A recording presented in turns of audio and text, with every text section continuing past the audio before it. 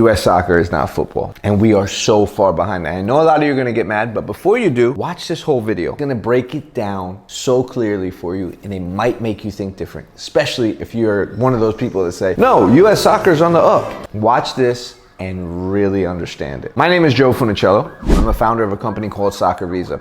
And I also own my own professional team in Romania in the 3rd division called Olimpia Satu Mare. So before we dig deep into this topic, make sure you smash that like button, hit that subscribe button. It helps us tremendously. The first thing you have to understand is the cultures. They're completely different.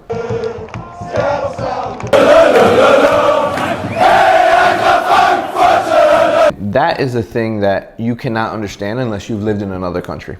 In America, soccer is seen as a sport. In Europe, it's seen as a passion, religion, and way of life. In Europe, when their country plays, the whole nation is watching. And it's been proven in big sports. Super Bowl, this is how many millions watch it. World Cup final, this is how many millions watch it. And the closest thing I can tell you to understanding the passion is New York fans love the Knicks, the Giants, the Jets, the Yankees, the Mets. Now take that same love and times it by 10 for one club. In one sport where emotions, anger, tears, all that come into play for this one fan who supports their hometown club in football in Europe. All right, let's speak about youth sports too, and the different aspect in cultures, the different view in cultures. In America, you play for a youth club. If you're not winning, you move. If you don't like your college, you move. If you don't like your high school team or the team that your friends aren't on the team, you're allowed to move. In Europe, it's not like that. You play for the club. The club owns your right. You don't have to pay to play, because in America you have to pay to play to cover expenses for everything. And in Europe, the club covers all the expenses because they own your rights. And if a bigger team one day is interested in you, they can buy you. And all the money that club put into your development, whether it was renting fields, whether it was referee payments, whether it was coaching salaries, whether it was equipment, whether it was philosophy, all the money that went into this can now be recuperated by just selling you. And guess what? As you move on, even if you're not connected with the club, your rights are always connected with the club. So if you get bought at 21 years old by a bigger team after you were playing semi-pro, your youth club is compensated. FIFA, UEFA, the governing bodies make sure that because the clubs paid for the youth development of the player and the player didn't have to pay a fee, they're rewarded. In America, you have to charge to play because no one's buying players from these youth clubs. And Texas FC is not going to make money from FC Dallas for developing a player. Yeah, it's changing. Not at the rate anywhere near what it needs to be to compete with Europe, where it is a business. And the players are there to have a professional career. Here's another reason. A lot of kids grow up and their parents want them to use soccer as a vehicle to get an education. All sports, a vehicle to get your education, because that's what happens. Players go to college, from college they go pro. In Europe, it's different. You either play football to have a career in it, and school and everything else is secondary, or you go to school and you don't play football. You don't get a scholarship. The universities are not the same because the clubs have the best players. So while over here the system is the colleges are going to tournaments and looking for the best players, in Europe, the clubs own the players and they're bringing them all the way up to their first team if they're good enough. There is no college. They can go get a degree while they're playing, but it's looked at completely different. In Europe, it's very common for, let's say, a player in London to be scouted by a team like Manchester United. So let's say Manchester United scouts go watch a game in London and they like a player at a certain age. And that player is offered to move to United, to Manchester, where the club will help with school, and the parents usually, yes, let's go. I mean, it does happen that parents, even in Europe, are like, no, we don't want that. But most of the time the culture is, my son can go play for Manchester United. So the parents don't think twice and send the player. In America, the culture is a little bit different in regards to just society. Imagine that Inter Miami went to see a 13, 14-year-old, and it's changing, but it's still nowhere near where it should be. And they're like, look, we want your son to come into the Inter Miami Academy. We will take care of everything. The parent, who might not be a football or soccer enthusiast and know how the industry works, might just be an American mom or dad who doesn't see soccer as a real pathway of life.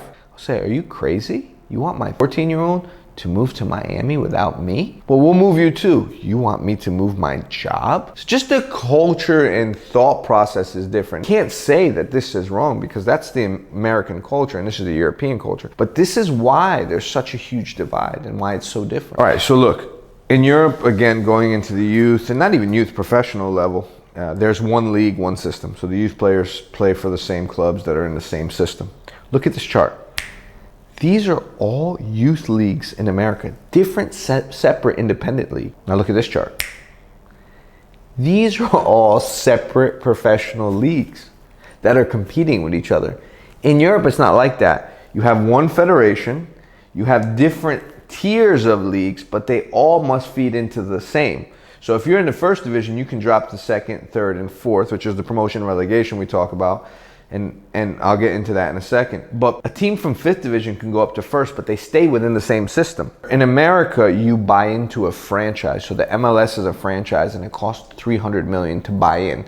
Now you can never come out of that franchise unless you go bankrupt, but you can never lose and go out. There's always playoffs next year. The team is always gonna play in the same league and they're gonna have the same sponsors, they're gonna have similar money, where Manchester City, who spends so much money on their club each year, if they lose, can go out.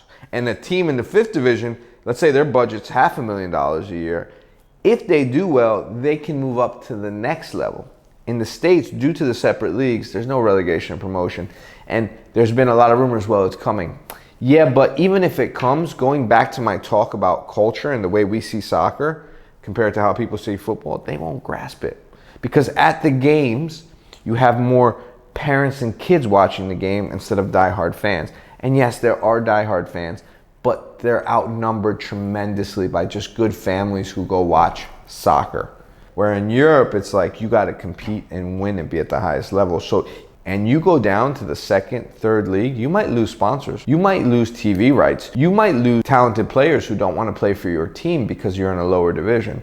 So the pressure that's created here creates better players. Not that we can't create players through coaching and stuff like that. It's because the system here demands for you to get results. Where here, there's always playoffs next year if you don't make it. My assistant coach on our professional team, Evron, he told me something that I'll never forget. He said, in the US, we push kids to enjoy the game. In Europe, they push kids to develop to win games. And it's so true. Now being a scout for all these years, I see when American players come in, they have all the technical ability, if not better than these European players. But their desire to win is so different because these guys are in a system where if you don't perform, you might not play the sport anymore. You might get cut, and it's going to be that much harder to find a team. Where these guys is, if you don't do well, oh well, you can find another team. So here we push our players to enjoy the game.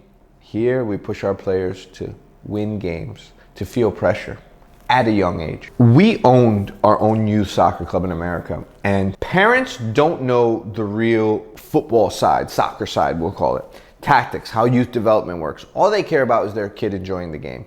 So in Europe, you have to have UEFA licensed coaches who had to go through really special courses on youth development, not even professional development, youth development on how to get the most out of these kids and develop them, because one day they could be such a valuable asset that they can sell. In US, and I guarantee it because we owned a big club, parents just want the coach that's gonna make their son enjoy the game or daughter enjoy the game. If they have a coach who's a really good coach, like really good coach, and I've seen it because I had to do it as a director of coaching at my own club I own, they rather have the coach that's a lot more fun than the coach that's really about developing. I remember we had a U11 team, and this team was really good, and we put one of our best coaches there. And he was developing them well, but he was a lot more disciplined. Sessions were a lot more serious. And the parents all got together and called me and said, Coach John is good, but we want Coach Tim because the B team seems to be like having a lot more fun at training. And if we don't get Coach Tim, we're all gonna leave and go to this club. Think about that. That's crazy. In Europe, it's not like that. Parents know. One, you can't pick the coach at the club. Two, it's not about fun. It's about developing them because they could be an asset one day to sell. So it's a lot different. And think about this. Coaches in America can make anywhere from $20,000 to $60,000 to $80,000 a season or a year. I've seen some coaches a season make 20 grand at the big clubs with 3,000 players. They coach 3 teams, where a youth coach at a top club in Europe could be making anywhere from 500 euros to 3,000 euros per month. So this coach is a lot more qualified, a lot more. And he's coaching potential professionals in a professional environment where this coach is really a fun coach or not as qualified as this coach. And he's getting paid triple, if not quadruple, what this coach is paying. It's crazy to think about. If you listen to all these topics and understand that the cultures are different. In US, we don't reward clubs for developing players. Where in Europe, clubs are rewarded financially for developing real soccer players that can perform consistently at the highest level and win games. They're compensated financially for that. I know this video had a lot of information for you guys to grasp, but the best thing I could say is if you really need to understand this, I encourage you to go live in another country, to go experience football in another country, to understand the passion, mindset, and direction of the sport compared to where we are in the US. A lot of people think it's gonna change. It's not. And the reason being is it's not about implementing promotion and relegation. It's about changing a culture where hundreds and hundreds of years of our system in America and how we live life and society is the way it is. Is there anything wrong with it? No, but there is a formula in there that doesn't work with the world stage of football. We play sports. They compete in sports to win competitions. If we don't win a competition, there's always next year. If they don't win a competition, there's sacrifices of losing your job, losing finances, and really being looked at by the nation, country, and people who love the sport for reasons that are bigger than religion and life as a failure. So the pressure in the two are completely different.